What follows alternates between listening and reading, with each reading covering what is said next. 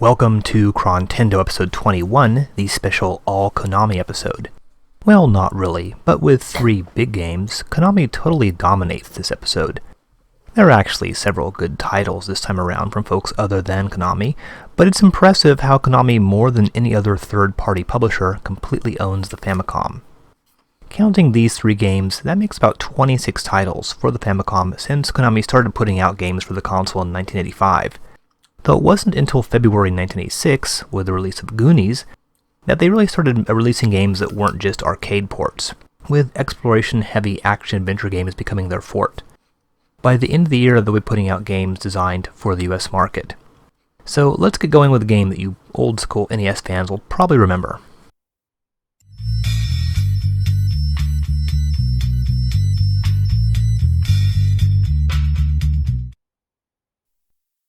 Here's something we haven't seen in a while, a cartridge published by Square.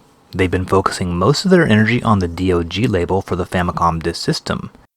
But here we have Highway Star, a racing game, one that lets you choose between 2 cars. Not too many racing games this time would let you do that. Square must have been making some kind of deals with Nintendo since Highway Star was released very quickly in the US in October 1987 by Nintendo themselves as Rad Racer.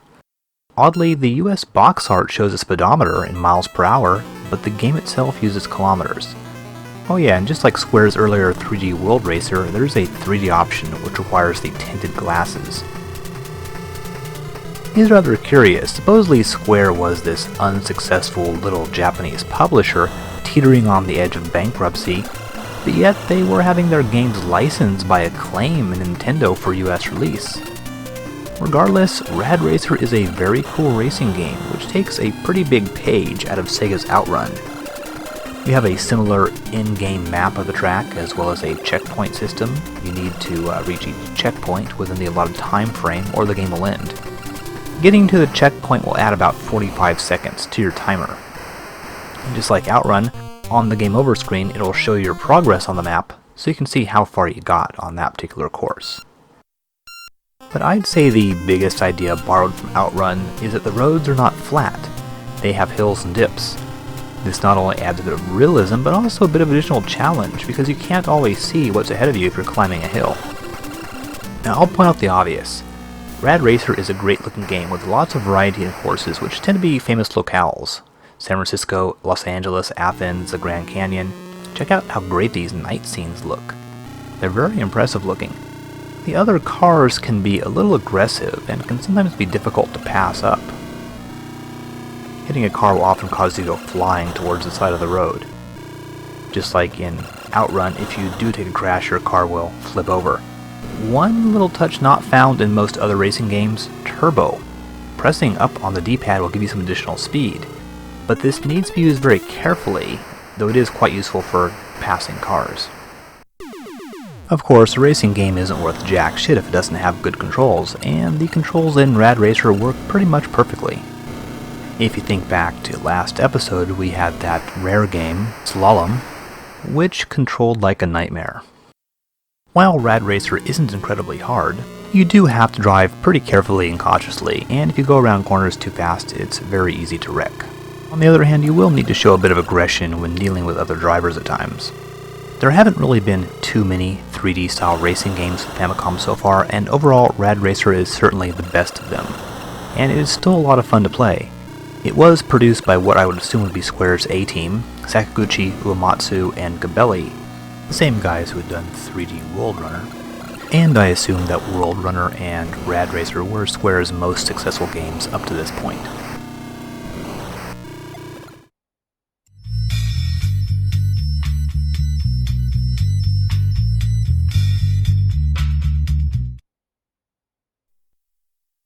Ah yes, the often reliable Hudson. I've not cared for most of the Hudson games we've seen lately. They seem to be going through the typical Famicom sequel drama, releasing weird sequels to popular games. We saw that awful Takashi Meijin spin-off game a few months ago, and now we have Bomber King, the forgotten sequel to Bomberman. Rather nice animated intro here. The planet goes through some sort of terrible ecological catastrophe, and then Bomberman flies into the rescue. In the US, Jalico, of all people, released it as RoboWarrior. Hudson's name isn't found on the title screen, though the Hudson B can still be found in the game. In the US version, your character is a cyborg named Zed, and the first thing you do is you pick up some supplies. Funny how video game characters are always so poorly equipped for their missions. You always get just dropped off in the middle of nowhere with a gun and one clip of ammo. You think they would give you, some bombs maybe? You are Bomberman after all. So, what's the best way to save a planet from environmental destruction? Well, blowing up a lot of trees, of course. Yep, just like in the first game, you need to constantly be blowing stuff up and looking for bombs and power-ups. Naturally, Hudson decided to modernize the style of gameplay. You now have a life bar, lots of different items to use, bosses to fight, and instead of taking place in a series of maze-like rooms, you now have a whole world to explore. As in the standard Bomberman games, your worst enemy is yourself. Your own bombs can kill you quite quickly. Bomber King is not a leisurely game. You run on batteries or something, and your power is constantly decreasing. You would think a civilization that's mastered intergalactic travel would be able to design a cyborg with a battery life of longer than 5 minutes, but apparently not. The secret to this game? ABB. Always be bombing. This being a Hudson game of a certain vintage, there's all kinds of hidden items you have to find. This level will loop over and over again until you find that chalice. Yeah, I know, a chalice? And you see that pool there? That'll give you some bonus goodies, but you have to bomb the wall multiple times. In order to find the exit of this level, you have to find the key, which of course is hidden inside one of those trees. And here's another secret. You see how that one rock is kind of a little bit different than the rocks around it? You blow that up and you'll find one of the bonus rooms. And of course you have to bomb the right statues in order to actually collect the goods. Now this game doesn't really seem to have much of a following nowadays, and I can sort of see why. It can be tough and does have kind of like a needle in the haystack sort of vibe to it. You gotta just keep bombing everywhere until you find the items that you need, and there are a lot of things to bomb in every level. It's not really the same to those who are sort of used to the leisurely type of exploration as found in Zelda. Now occasionally you'll find these weird little cave levels that are full of power-ups and enemies, but you need to use candles to see anything. This is crazy, a robot using candles? Shouldn't you have like a built-in headlight or something? There's the Hudson B right there. It is telling that Hudson sort of abandoned the Bomberman franchise for a few years after this, before eventually returning to the more classic style of gameplay with Bomberman 2. Overall, this is a pretty good game. If I have any complaints, it seems that your battery life just runs down too darn quickly. Also, it is pretty easy to screw up while you're laying a bomb and blow yourself up. In fact, that's almost always how I died in this game. For those who have never played this game, I would definitely recommend giving it a try.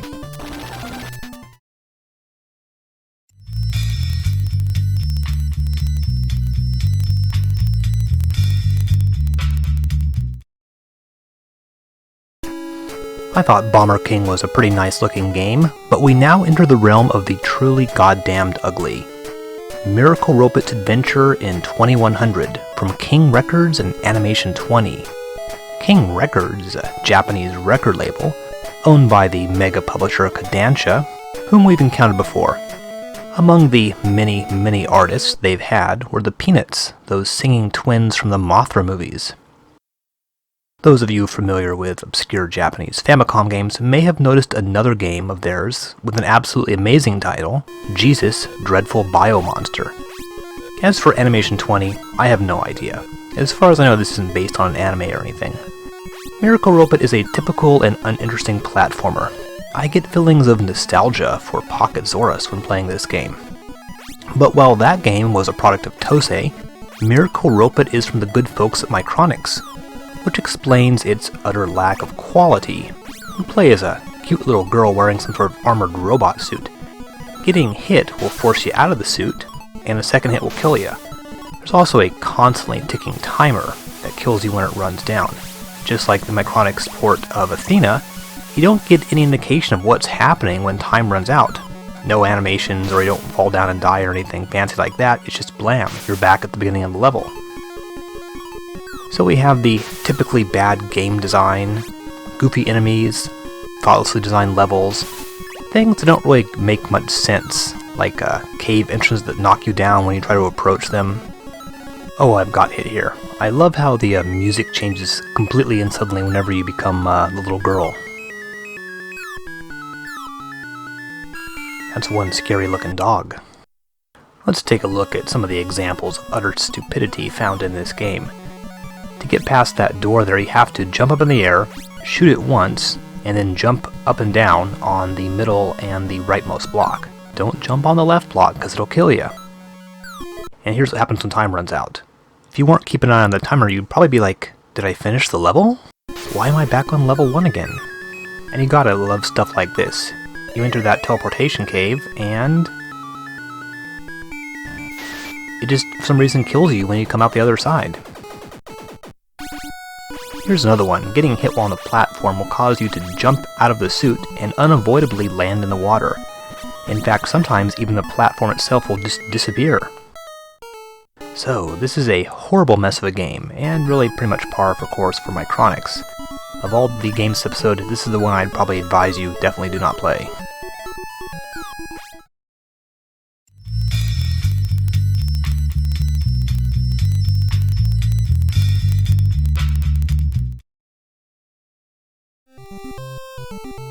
Okay, let's keep going with the terrible games. Next out of the gate is Elnark no Zaihou, or Erunaku no Zaihou, Treasures of Elnark, a rather puzzling action-adventure game. I'm not really sure how to best describe Elnark. Maybe it's the world's worst Zelda clone? Well, rather than giving us anything interesting to look at, Elnark provides a boring title screen and a few pages of text describing the backstory. Something about looking for some lost temple in the jungles of South America. This is kind of weird. Indiana Jones ripoffs seem to be sort of the order of the day for this episode. Published by Towa-Chiki, whom you might recall from that really unusual Sherlock Holmes game, where Holmes runs around shooting random people in the streets of various British cities and travels around the UK by train. The developer is a shadowy, unknown entity. Apparently their fingerprints have also been found on some Taito games, namely Mirai Shinwa Jarvis, that horrible RPG from Chrontendo 19 where you wander around some medieval fantasy world in your astronaut outfit. Actually, this game does share sort of a certain aesthetic sensibility with that game. If you look at sort of the crappy character animation and the weird, ugly backgrounds on this. Also, they may have been involved in Takeshi no Chozenjo, that insane Takeshi Kitano game. That's really some resume. Now, anyone who's ever loaded up the ROM on this has probably said, well, okay, so you walk along the riverbanks, shooting monsters until you die. Very nice. Entering those tunnels you occasionally come to will warp you some other part of the riverbank, but it just seems to repeat over and over again. But no, there actually is a trick to this game. You have to use your magical stone to find the hidden way out. Pressing B will occasionally cause a screen to flash, but sometimes hitting B in just the right spot will allow you to, like, say, cross a bridge or enter another area. You do pick up, well, I don't quite call them power-ups, but there's little shields that sort of increase your light-dark meter. There's the fairies, and little vials of potion that increase your, well, I assume P is for power.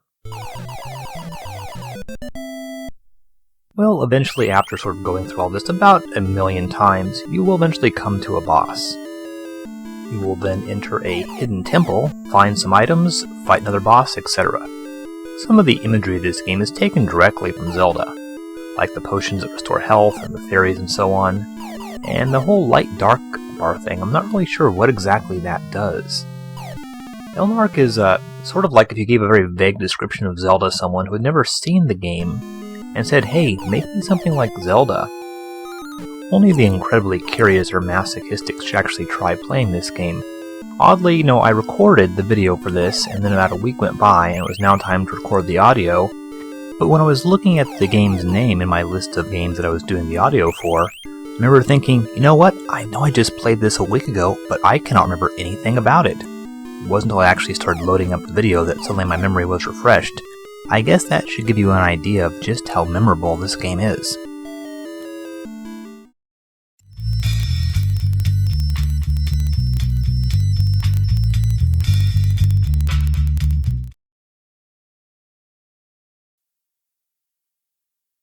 Wow, first we had a game from our good buddies at Micronix, and now Bandai and Tosei. But you know, this game could be a lot worse. Saint Seiya Ogen Densetsu is a crazy RPG title. Yep, that's right, Bandai goes RPG. Or actually, it's sort of a hybrid turn-based RPG and a side-scroller. As many of you know, Saint Seiya is a long-running and very popular manga and anime series created by Masami Kurumada, though it was relatively new back when this game came out, and in the West it's known as Knights of the Zodiac. Plot concerns these various orphans who are sent around the world to train to become cosmic warriors, one based on each of the constellations. Then of course, various dramatic things occur. Now since this is based on the Zodiac, you need to start by entering in your birth date, and your stats will be based on your astrological sign. The game starts you off with pretty much no story or introduction, and absolutely nothing will make any sense whatsoever to someone who's not familiar with the series. Now maybe that's a little unusual, but really nothing compared to just how weird the actual gameplay is. When you face off against another character, you have a menu that gives some options, including talk, which often nets you some bonus Cosmo points, which are sort of like action points. You use some of the Cosmo points every turn. So what you do is you fill up your meters, attack, defense, and so on, and then select whether you want to do a hit or kick attack. I'm not sure if there's really much of a difference. And when being attacked, you can choose to defend by parrying or dodging. Now, this might sound sort of sophisticated and maybe a little bit strategic, but it's not. Battles are really just sort of the push the B button, except you need to actually fill up the meters and then push the B button. However, only major characters are fought in turn-based battles. Your standard run-of-the-mill enemies are actually faced in kind of like side-scrolling beat-em-up sections. Now I'll mention this game was released in Japan, oddly enough in Europe in French.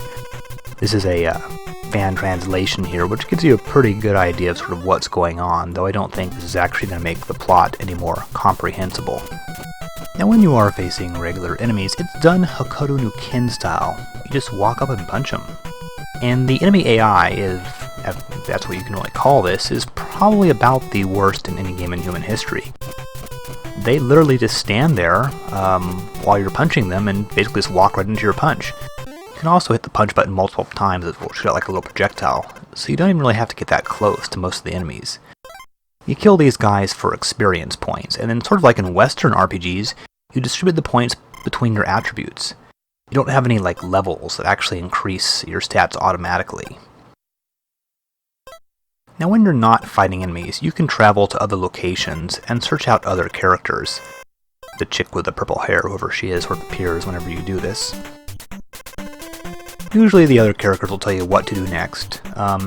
In this case, I'm going to enter the mansion here and get some instructions to fight in a tournament in a coliseum.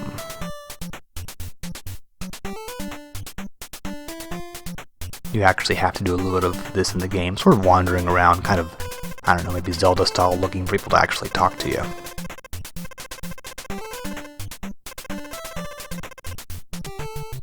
Turns out the Coliseum, like, literally is the Coliseum.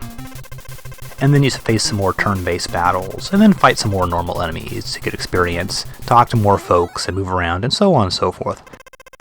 After getting to like a certain plot point, the places you can travel to will change, so you can move on to new areas. And you know, in many ways, Saint Seiya is pretty terrible. A battle system that's sort of complicated, but not really at all deep. The side-scrolling sections are incredibly boring, and a lot of the incidents from the cartoon are just sort of stuck in there with really no explanation. Though, you know, I do sort of admire Bandai for kind of going out on a limb. This is a unique idea. Turn-based RPG means a beat-em-up. There have only really been a handful of turn-based RPGs released for the Famicom so far, so I guess Bandai was getting a little cutting edge with this game. Apparently someone stole your armor. A lot of the plot of this game seems to involve special armor. There are some annoying parts, like here my life is very, very low, but when I go to the hospital, the doctor's never there. And that's the only way you can fill up your life bar. There aren't any sort of special items as far as I can tell, so here you're pretty much stuck. No idea why the doctor's not showing up.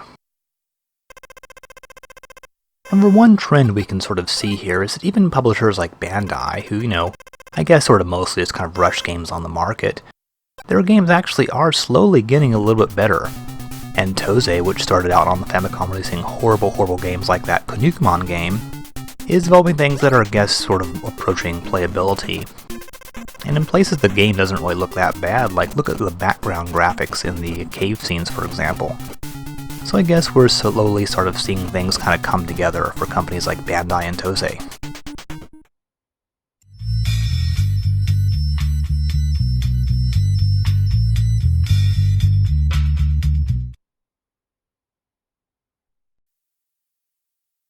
Episode 21 pretty much belongs to Konami, so let's start with the first of 3 Konami games, Almana no Kiseki, or Almana no Kiseki as the title is usually anglicized. We have Konami's now patented introductory cutscene here. Evil forces steal this magic stone, turning the people of this exotic land into stone themselves. You must find the stone and defeat the forces of evil. If you've noticed the cover to this game, you'll certainly figure out the inspiration. Your character is a rather thinly veiled Indiana Jones imitation. The cover art almost makes this look like an official Indiana Jones game. Konami was apparently using an artist capable of painting in the style of Drew Struzan, the guy who did so many of those 70s and 80s movie posters. Of course, Konami couldn't give your character a whip. They already used that in another game, so you start off with throwing knives, but you can collect pistols, bombs, and miscellaneous conveyors of death and destruction. Now here's the gimmick in Almana no Kiseki. Your character can jump a little, but in order to move from platform to platform, you need to employ a grappling hook and rope. Now does this remind you of another game? Well, it's not exactly a coincidence. Almana is clearly derived from an earlier Konami game, Rock and Rope. This 1983 arcade game had a similar adventurer-type guy who used a very similar system for moving around on the screen. Rock and Rope was designed by Tokuro Fujiwara, who shortly thereafter left Konami for Capcom, where he became one of the great video game producers, behind such titles as Ghosts and Goblins, Mega Man, Breath of Fire, Resident Evil, and so on. Oh yes, and in 1987 he designed a game called Bionic Commando. Unfortunately, Almana doesn't quite reach Bionic Commando's level of greatness. First and foremost, the controls are not nearly as effortless as they should be.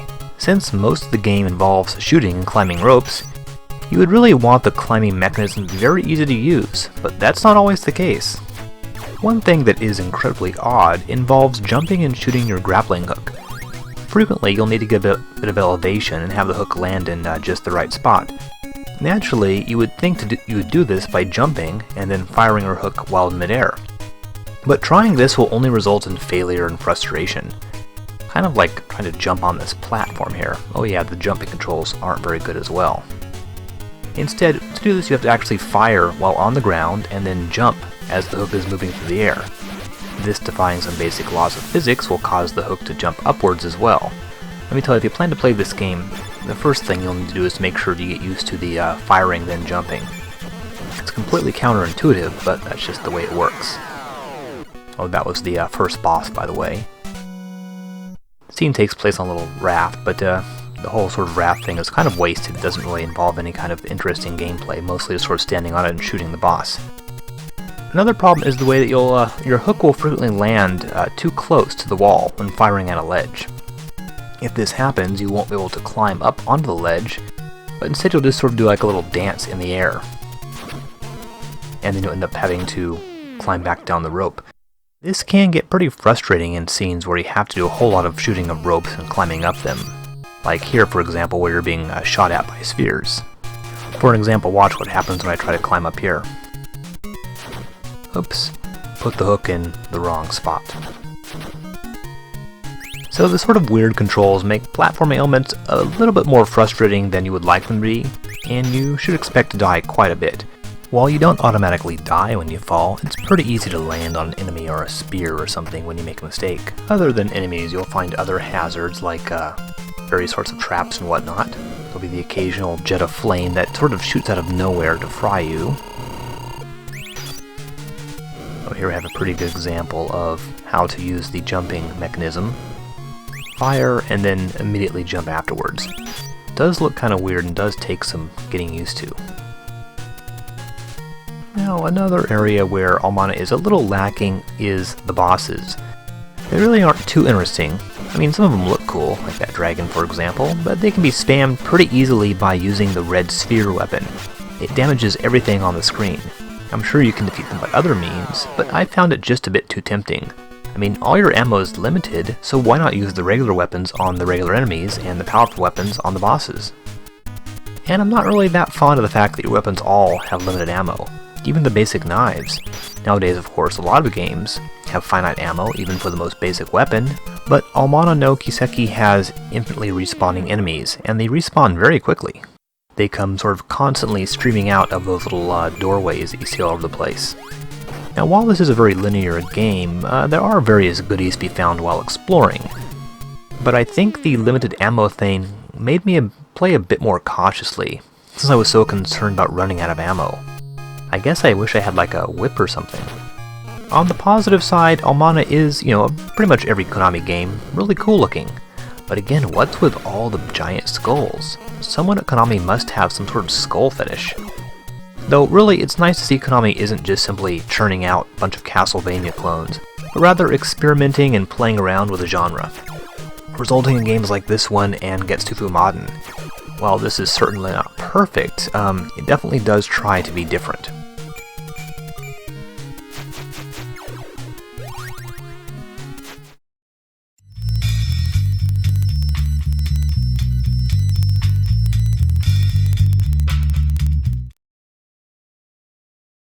Next up in our incredible Konami Spectacular episode, Majou Densetsu 2, Daimashikyou Galious.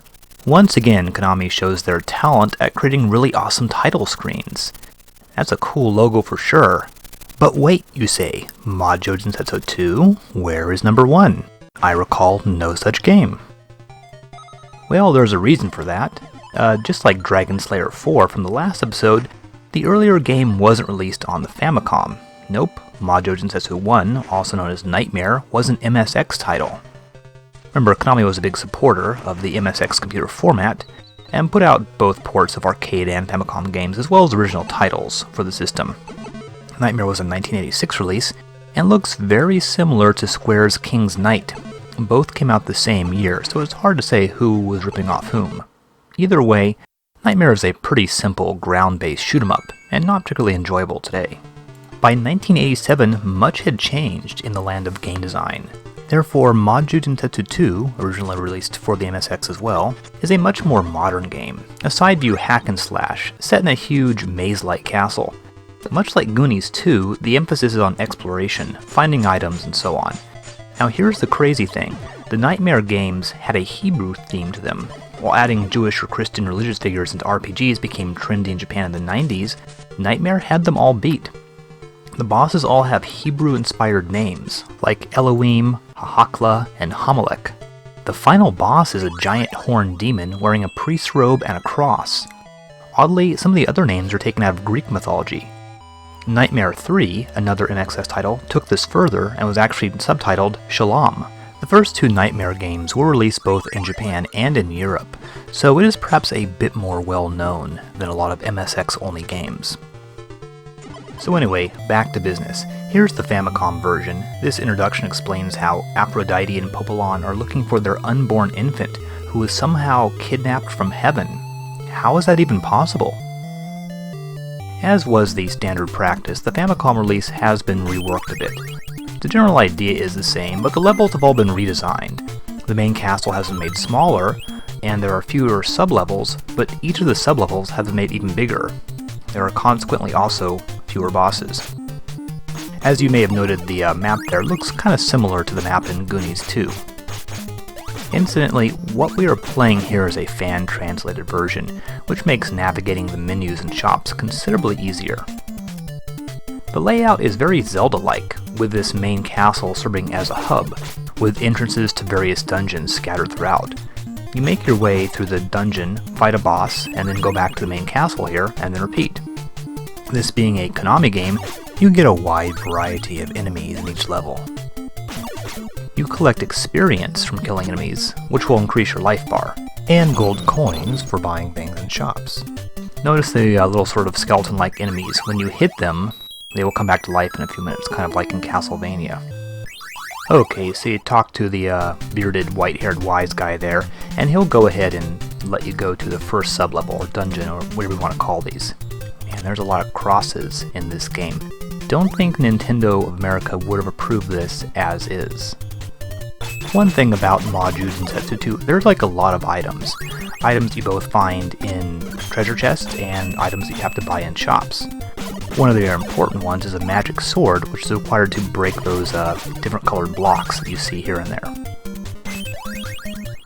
And of course, you'll need to find a map in each level as well. The maps will show you where you are, but won't really tell you how to get from place to place.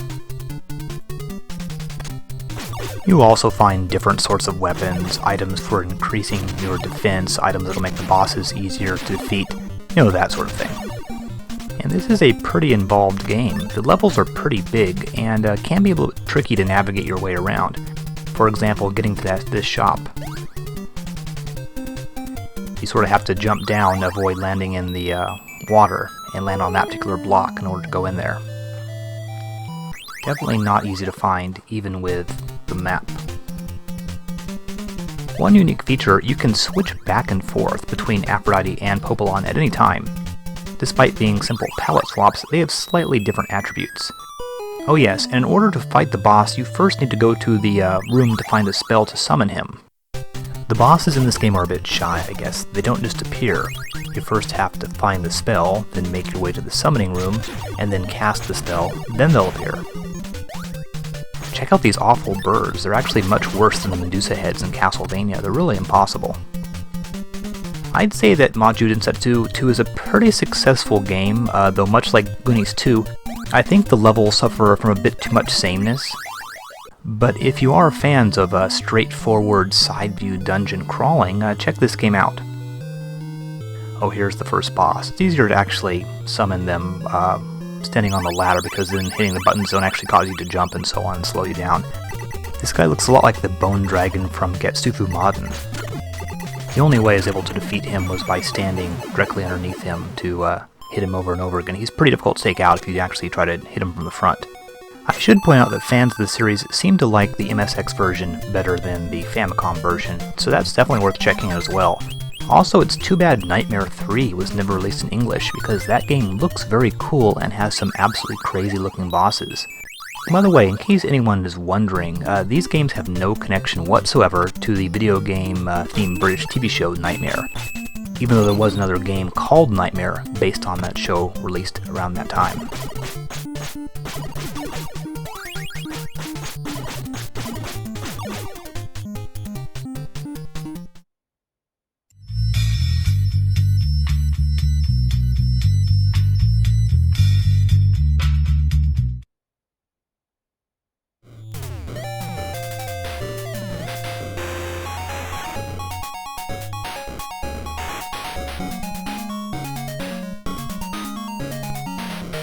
You gotta love those colorful logos in these Namco games. Hot on the heels of Family Stadium, Family Jockey, and Family Boxing, it's Family Mahjong. Interestingly, there is a copyright to Nihon Busan on the title screen. Terrifying disembodied hands operate the dice rolling machine. Alright, so this is clearly a Mahjong game, and like I said last episode, I'm not really going to spend too much time on most of these things. But I will say this, Family Mahjong is unique among the other Mahjong games for the Famicom so far because it features an extensive training mode. That's right, Family Mahjong will teach you how to play Mahjong, which is a somewhat complicated game and has many regional variations. And what a fantastic idea, a game for the whole family. Rather than having the kids rescuing princesses or whatever, let's teach them a little bit about gambling. With a bit of practice, anyone can embark on a path that leads to hanging out in gambling dens and owing money to gangsters. Of course, there are the standard play options as well. You choose your character, most of which are cute girls. Which leads me to another point. Nihon Busan's credit in the game. I'm not sure if this was developed by them, and by the way, we also know Nihon Busan by the name Nichibutsu, mostly known for early arcade hits like Crazy Climber.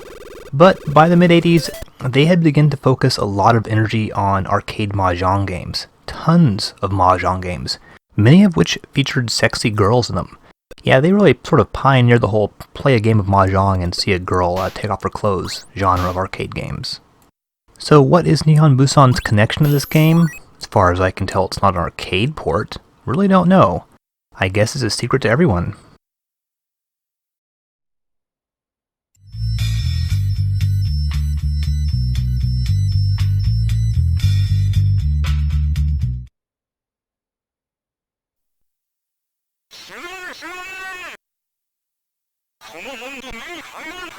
Wow, there's a lot of speech in this game. Now, what would an episode of Chrontendo be without games based on existing IPs? It would be nothing, I tell you. Luckily, we have one here for you now. Mito Koumon, the first licensed game from Sunsoft, based on an extremely long-running television show on the Mainichi Broadcasting System. The intro here actually replicates the TV show's theme music. Now there is an incredible amount of text and dialogue in this. Seriously, compared to almost any other RPG or adventure type game, the NPCs just go on and on and on. Okay, so what is this actually about? Well, Mito Koumon takes place in 17th century Japan, and the main character is actually based on a real person, Tokugawa Mitsukuni, a daimyo or feudal lord who disguised himself as a commoner and takes some bad guys and gangsters and so on. Mito Koumon has been on the air like literally forever. It was ancient when this game came out, and is still on today. Hell, it probably started when Mitsukuni was still alive, as a series of woodblock prints. Here's the map screen. You travel around various Japanese cities in this game. So what sort of game is this? Well, I guess it's a graphical adventure game. It reminds me a bit of Toachiki's Sherlock Holmes game, in that it plops you down in some sort of Japanese city and you run around killing the locals and stealing their sweet, sweet loot. But some characters actually want to talk instead of fight. It also reminds me a bit of Konami's Ganbara Goemon, with the 3/4 view and the fact that it seems to be sort of bad to kill the ladies. I should point out the combat is very awkward in this game, and it's actually difficult to fight people. Often you have to hit them and then step back. Otherwise, when you're hitting them, they'll just walk right through you. And of course, you'll have to do lots and lots of talking with the various characters. Now, I will admit I could not get very far in this game. Major issue for me was the female ghost, which keeps chasing after me. It seems to be impossible to avoid and will steadily drain your life once it latches on. It seems to be kind of a theme with Sunsoft, as two of their earlier games, also set in historic Japan, Iki and Tokaido Gojuzan Tsugi, had a very similar enemy. Now there's a lot of items here, including some of them will actually transform you into another character, like the pinwheel will turn you into this guy who can jump and throw projectiles. Among the various things you can do is you can actually jump into that building there and go up in the attic and sort of take a look at what's going on, even though probably some kind of plot point will actually happen if you do that at the right time. As I mentioned, there are lots of buildings and to enter and to talk to people. A lot of these actually do use speech samples. There are the typical shops, and there's this noodle joint here, which you can buy food to restore your health. Something you'll probably need a lot because you tend to get hit a lot wandering around, and there's that damn ghost as well. So, I guess this could be sort of a solid game. It's hard to say. I think the language barrier has kept it pretty much unknown in the West. Seems like a pretty complicated game. You have quite a few items to collect there. And the fact that you can actually transform into other characters with their own special abilities makes this kind of seem like a long, distant predecessor of Killer 7. So altogether, another rather unusual game from the inscrutable Sunsoft.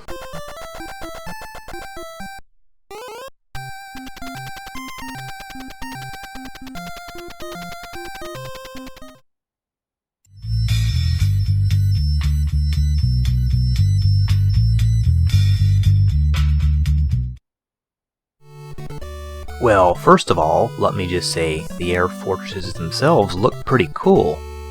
From HAL Laboratory, we have Air Fortress. This is the US version. On the title screen, they didn't even bother to remove the Japanese characters.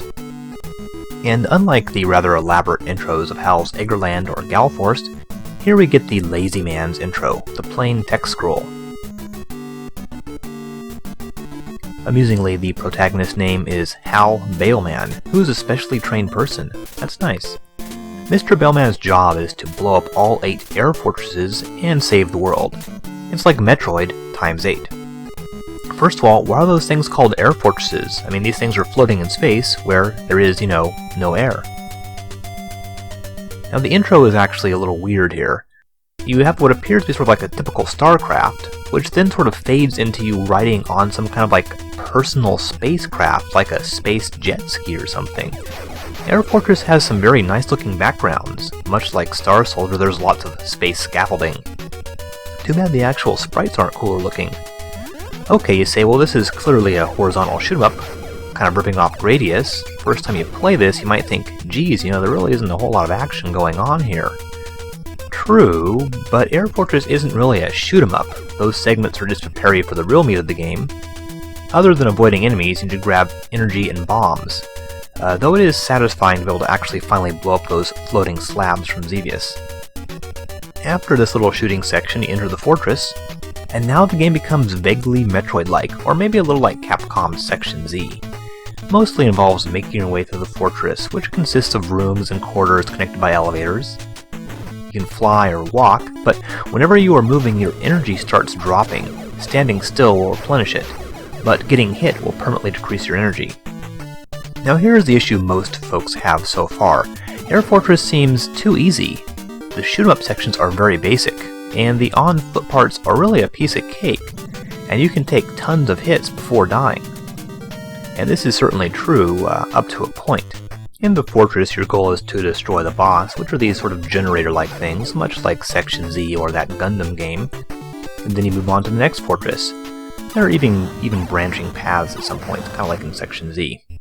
Air Fortress was developed and released by HAL, and even got a US release, one of the very few original HAL games to be released in the US for the NES, the Lolo games being the other notable ones.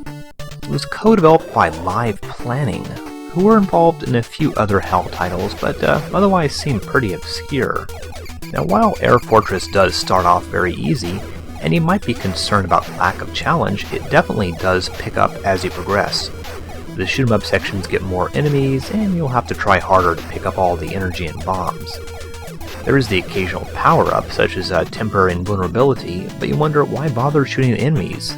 They don't really seem to give you points or anything. You can really just avoid most of them. Eventually the on-foot sections do start becoming a little tough. Enemies start taking a lot of hits to kill, and will often shoot a barrage of bullets that home in on you. In many cases, it is really impossible to avoid getting hit repeatedly. Your energy can be drained pretty quickly in the later levels. Right here, for example, it's kind of difficult to actually walk out of the elevator without getting hit by a whole lot of bullets. This sort of thing makes the enemies feel a bit cheap at times. So Air Fortress is a good game, but a little disappointing, I guess, if you consider the sort of games that HAL would eventually go on to release.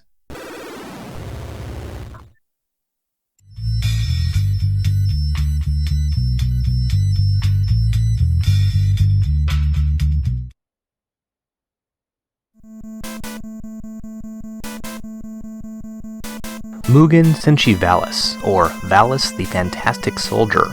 Right off the bat, whatever you think of the quality of the game, it has some pretty seriously fantastic music.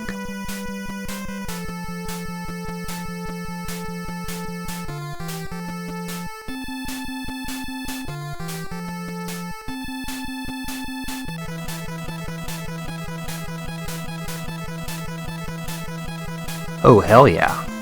This is just one of several versions of the first Valis game. It was originally released in December 1986 on the PC-88, MSX, and X1 computers.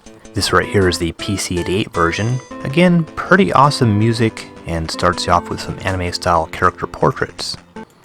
The bad news? Well, this game isn't very good. Super choppy scrolling, and general ugliness of the in-game graphics. The computer versions of Valis are all pretty damn hard to play. These computer versions were published by Telenet and developed by Wolf Team, Telenet's developer. They were a company that became pretty damn prolific during the 16-bit era.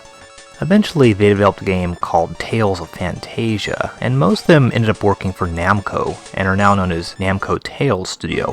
Oh, by the way, here's the MSX version here. Again, not very good looking. Other members eventually split off to form a Tri-Ace of Star Ocean and Valkyrie Profile fame. As far as I can tell, all these Wolf Team developed computer versions are pretty similar. Okay, so going back to the Famicom here, it has this rather subtle, almost a minimalistic intro, where Yuko obtains the Valis sword. Other versions of the Valis game seem to revolve around Yuko's friend Rico getting mixed up with some kind of magical, demonic overfiend, but I don't really see much hints of this in this game. The action looks a bit cleaner on the Famicom version, but it's still barely playable due to the fact that your character handles poorly and enemies come pouring out from both sides. Regular enemies are a huge pain in the ass, but the bosses in this game, good lord. Here's the first one. The bosses all move in a simple pattern, doesn't really take too long to figure out, but they take forever to kill. Seriously, this guy takes like 100 hits to kill, so really, fighting bosses consists of performing the same movement pattern over and over again for like 2 to 3 minutes, and then making sure you don't screw up even once. You need to make sure you don't let him get too far away from you, otherwise he'll actually wrap around the screen and hit you from behind. I mean, seriously, is that fair? Oh yeah, and if this guy wasn't bad enough, there is an identical one immediately behind him, and when I say you can't get hit even once, here's the thing. You start this game with 5 hit points. Regular enemies take away 1, bosses, of which there are 3 in the first level, take away 2. There are no refills that I know of, and if you die, you restart from the beginning. So, getting hit once per boss equals game over. Also, the bosses often just suddenly appear, no fanfare or warning, just blam. Take a look at this guy coming up here. He just comes flying in. I can guarantee you'll get hit the first time you reach this part of the game.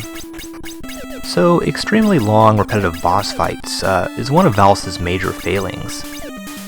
Anyway, after you get to the first level, you enter the fountain, and you get some special gold armor, and are then transported into magical fairyland, where you need to collect these phantasm jewels by defeating various bosses. There are also various houses scattered around here that talking to people inside will give you hints and important items and that sort of thing. This guy gives you a better sword. Now this Famicom version was published by Tokuma Shoten, the big Japanese publisher, who had previously released Lot, XX's, Ghostbusters, and Labyrinth.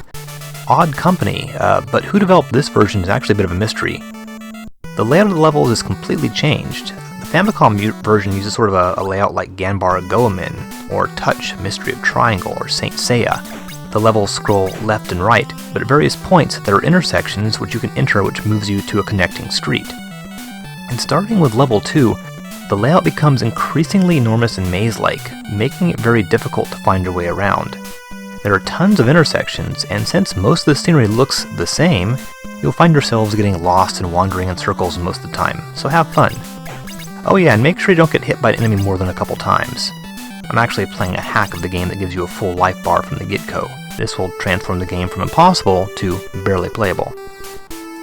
Maybe I'm being just a little too hard on this game, since I'm comparing it to the superior Genesis version and the vastly superior and completely reworked PC Engine version. I guess it looks pretty good, and compared to some of the other stuff we've seen, it's actually, it's really not a bad game.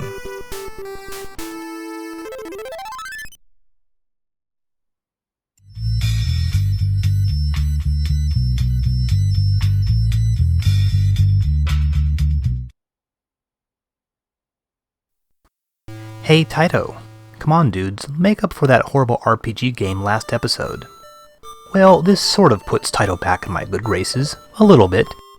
It's one of those quirky Japanese games with a Shinto theme, Kiki Kaikai Dotu Hen, which is, in fact, the first game in the series that we know in the West as Pocky and Rocky. Any Pocky and Rocky fans out there? Well, Rocky's not in this game, it's solo Pocky action. At least we have an introduction to this game, unlike Jarvis.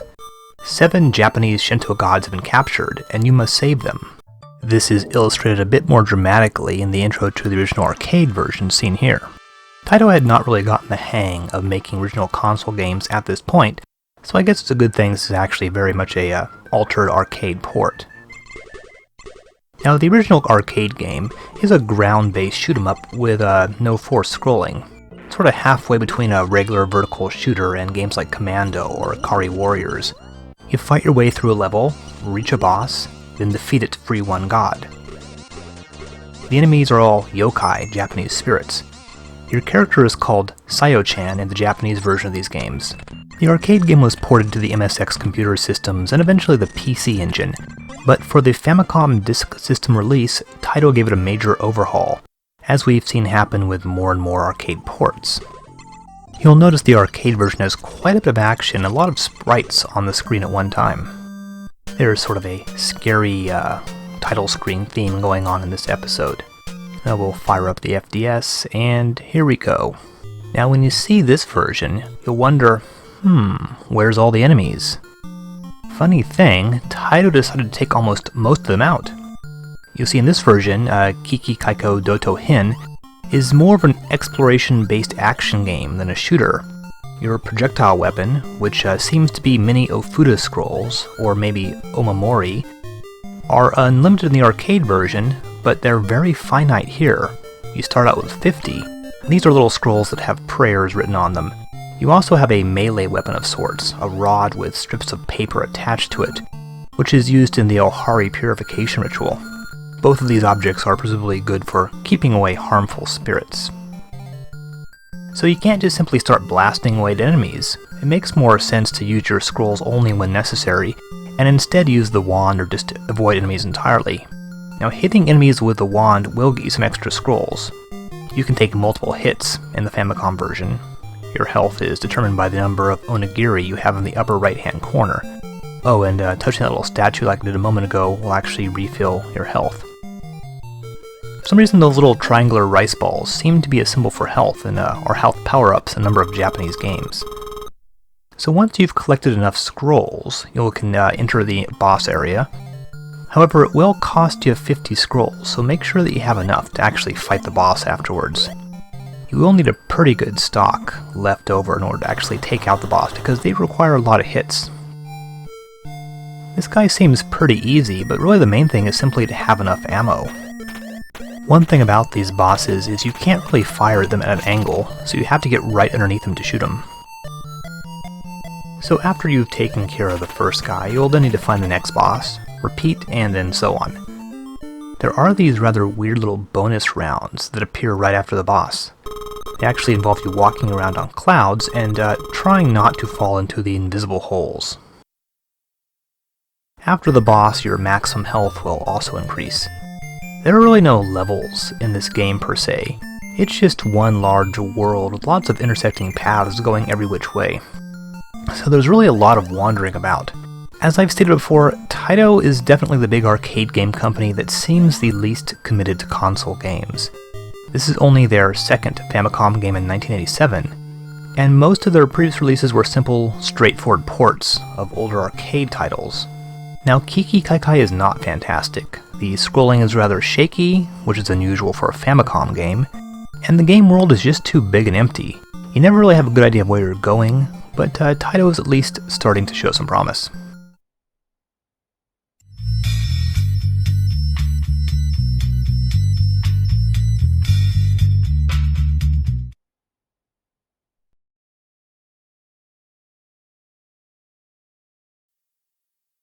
Here we have another FDS game from Irem, Super Lode Runner 2. You may recall that Super Lode Runner 1 was released in May 1987, and was in fact a port of the arcade game known sometimes as Lode Runner 4. To make matters a bit more confusing, this is simply Super Lode Runner with new, crazy hard levels. Now right off the bat, this game does not screw around. It's actually quite easy to die within about the first 5 seconds, as it starts you off with 3 enemies coming directly at you with really no way out. And that's just the kind of game that Super Lode Runner is. The secret is actually to position yourself just right so that enemies behave in a certain way, and you can actually get past the one on the right. But obviously this game was not really aimed at casual Lode Runner players. Now, as you might recall, Irem had the rights to Lode Runner in Japan and were releasing new Lode Runner games.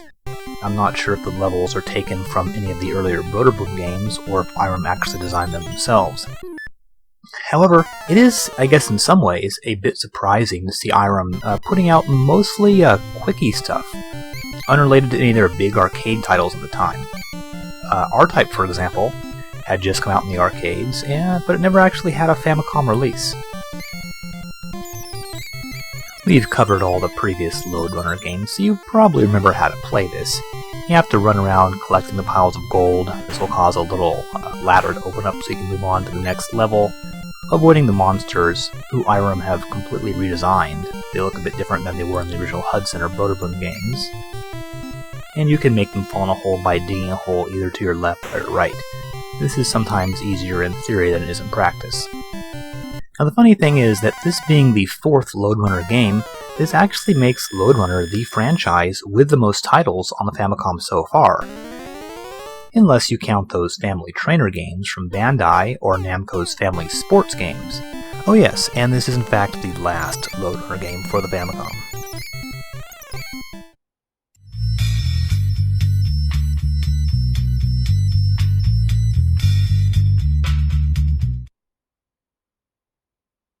Now it's time for Konami game number 3, and definitely the most well-known of this episode's games. Dracula 2 Noroi no Fuen, the sequel to Akamaju Dracula, and one which does not use the word Akamaju in the title. This is a direct sequel to the first game. Despite being destroyed by Belmont, Dracula still poses some sort of threat, and you need to take care of him once and for all. Of course, in the West, we know this game as Castlevania 2 Simon's Quest. Unfortunately, we do get a much lamer, less bloody title screen. Naturally, since this is 1987, this is Castlevania with an RPG twist. Yep, Konami took Castlevania in a Zelda 2 style direction here. It's another black sheep title in the franchise, and one which remains odd and baffling to this day. In true Dragon Quest style, you start off in a town full of NPCs, a church to heal in, a few things to buy. Right off the bat, Castlevania 2 shows its weird side. These towns are like these multi-level affairs, usually with waterways along the ground. That's right, you can actually drown in Castlevania in the towns if you're not careful. You feel more like you're in the streets of Venice than some Transylvania village. The NPCs give some confusing advice, more on that in a bit, but you can buy the White Crystal, which is a vague, mysterious object that is unhelpfully described in the manual as a source of magic power. Now, a few minutes in, the game defies your expectations for the first time. You might still be looking around the town trying to figure out what your first objective is, when suddenly night falls. It's funny, every night is a horrible night to have a curse around here. All the townspeople are gone, and the door's locked, even the church, and then terrifying green zombies are everywhere. If you leave the town, the normal countryside monsters have increased in strength significantly. One of the standard RPG rules, towns are safe havens from harm, is completely tossed out the window. Now I mentioned that Castlevania 2 is a bit like Zelda 2, at least in the world structure. Series of towns and dungeon-like castles separated by stretches of road populated by enemies. However, there's no overworld map, so it's not always that easy to find your way around. Most towns are kind of tricky to find. Another notable thing, the music. It's amazing. Take for example the track that plays while Simon is outside in the daytime, Bloody Tears. This is the Japanese version, by the way. Sounds a little different due to the different sound hardware. Strangely, the music in Castlevania 2 is composed by Kenichi Matsubara, rather than Kinuyo Yamashita, who did the first one. Eventually you will come to a castle, wherein the first of Dracula's relics is kept.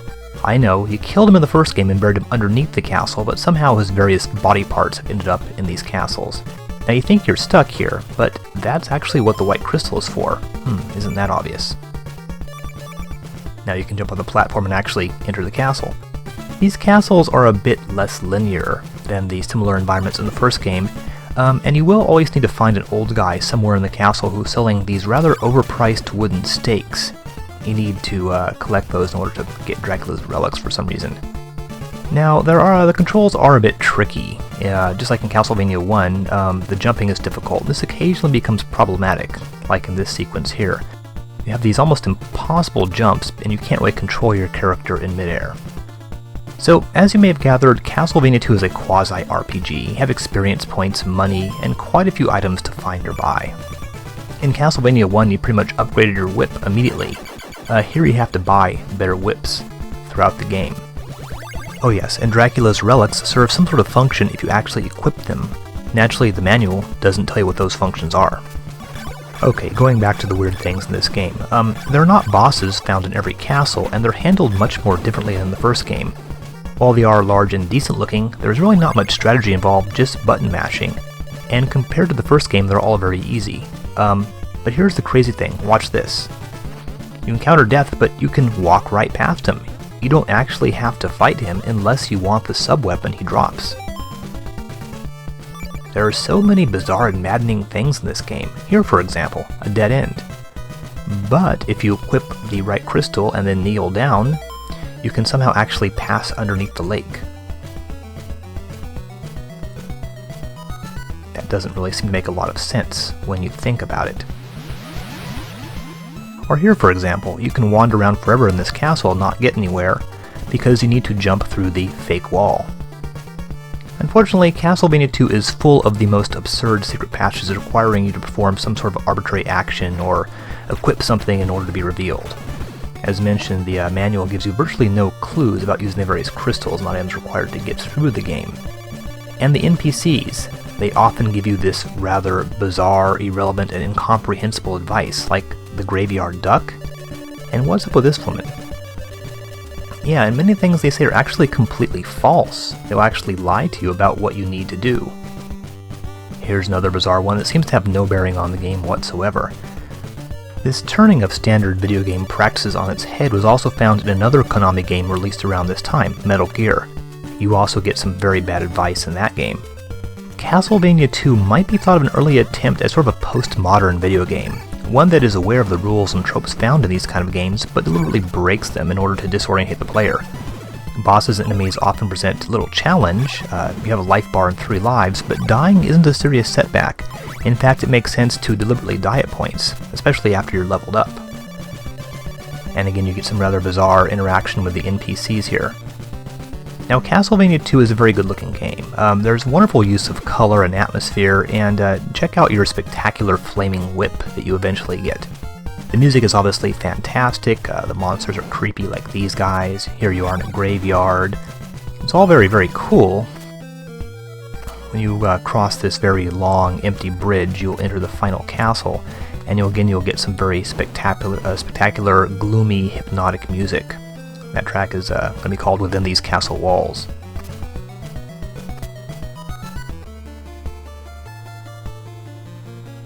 This level is entirely devoid of enemies other than Dracula himself, who turns out to be a much easier final boss than in the first game.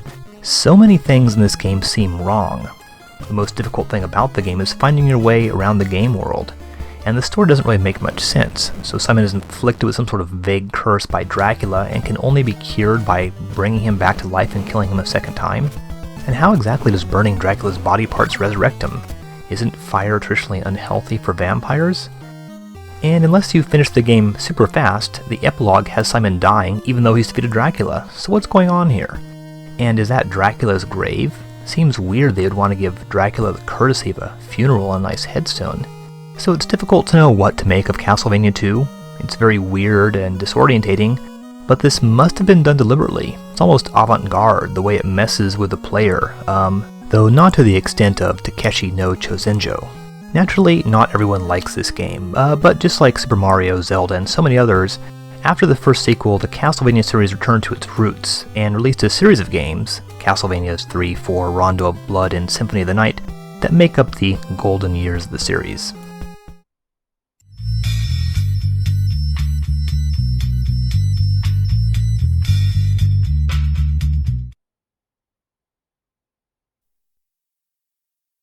Alright, we've just got one more to cover. In the fine Chrontendo tradition of ending an episode on a really crappy game, it's a new Transformers game from Takara. Hooray! Hopefully you all remember Convoy no Nazo from December 1986. Well, Transformers, the Headmasters, is a lot like that game. Convoy no Nazo was developed by ISCO, but Headmasters? Well, no one seems to be in a hurry to take credit for this one. This is, surprisingly, an FDS game, so I suppose you can save your progress in the unlikely event that you actually play it more than once. This looks like a couple earlier games. Diva, that oddball game from T&E Soft, where you select your planet and then go through like a lame side-scrolling shooter sequence. Or maybe Galaxy Odyssey, where you select the planet and run around in a little sort of sub-Metroid space station. Also, the game takes big chunks from the Macross Hot Scramble game and Thexter. So you go through these awesome side-scrolling shoot-'em-up sequences, much like Convoy no Nazo, but with two big differences. You can't transform into a robot, first of all. Now wait a second, you say. This is a Transformers game that does not let you transform. Yeah, you're actually stuck in vehicle mode. It makes perfect sense. By the way there, you just may have seen me collect another Transformer. Occasionally you'll see them flying above head, and you can shoot the ship that's carrying them, and that way you can actually switch back and forth. This makes the game a bit easier, I suppose. Either way, these boss sections are horribly annoying. You can only shoot at them at a 45-degree angle, so you can't really aim or anything like that. Now once you take the boss out, we move on to the inside the base sequence. As I mentioned earlier, this game sort of resembles the Macross game. By the way, Headmasters is based on the Japan-only Transformers animated series. The follow-up series has the absolutely amazing name of Transformers Super God Master Force. That certainly sounds impressive. So while this is not as bad as Convoy no Nazo, it is still pretty terrible. I guess it's a bit more playable. I mean, the enemies don't like sort of dive right at you like they did in the first game. And you actually have a life bar, so it's not like you're going to get like sort of killed every 2 seconds like in Convoy. Still, it is a really boring game, especially the segments where you're playing in vehicle form. This is definitely one to avoid. So, sorry about that Transformers game, but lousy games are just part and parcel of this whole project. But next time, we have a really great shoot 'em up, and naturally, it's from Konami. Konami, why must you be so consistent? Also, the little seen first entry in one of Japan's longest-running RPG series, a fondly remembered Zelda-style adventure game, and a game from Nintendo that you probably have never heard of. Not to mention another game based on a line of robot toys, and yet another family trainer game. My god, will those family trainer games never stop? At any rate, I will see you then.